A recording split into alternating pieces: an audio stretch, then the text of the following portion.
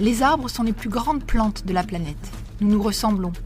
Ils se tiennent debout, pieds au sol et ramures vers les étoiles. Les arbres sont les témoins de notre histoire et ont assisté à toutes les vicissitudes humaines. Leur présence est vitale. Ils sont les garants de notre environnement en nous fournissant l'oxygène et en stockant du carbone. 200 millions de personnes comptent sur les forêts pour leur subsistance.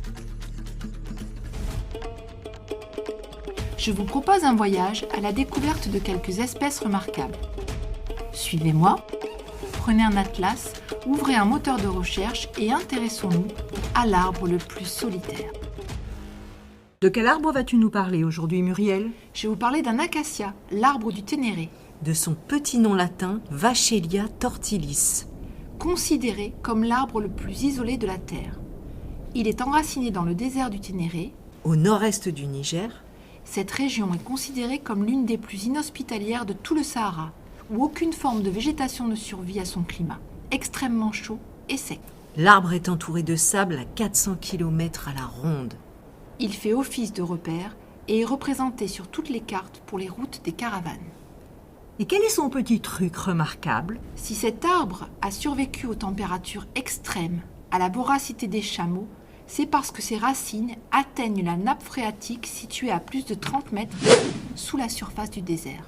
Petite anecdote, cette découverte a été faite en 38-39, lorsqu'un puits avait été foré à côté de l'arbre par des militaires français afin de faciliter l'approvisionnement en eau des convois militaires dans la région. Dernier vestige de la savane luxuriante qui recouvrait il y a 3000 ans la région et que les archéologues appellent le Sahara vert. Mais aussi incroyable que cela puisse paraître, cet arbre a été blessé une première fois par un véhicule en 1940, puis une deuxième et dernière fois en 1973, où le tronc qui restait a été brisé par un autre camionneur imprudent. Conducteur qui a donc réussi le triste exploit de percuter le seul obstacle sur un terrain vierge de 800 km. Et peut-on le trouver quelque part ? Votre prochaine destination pourrait être le musée national Boubouama à Niamey au Niger, où ont été transportés les restes de l'acacia, ou bien le désert de Ténéré pour contempler la sculpture métallique qui le symbolise. Attention à ne pas la percuter. Un podcast sur une idée originale de Muriel, réalisé par Emmanuel et Nathalie et produit par les médiathèques Luberon de Vaucluse. Découvrez dans les semaines à venir de nouveaux épisodes sur les arbres remarquables.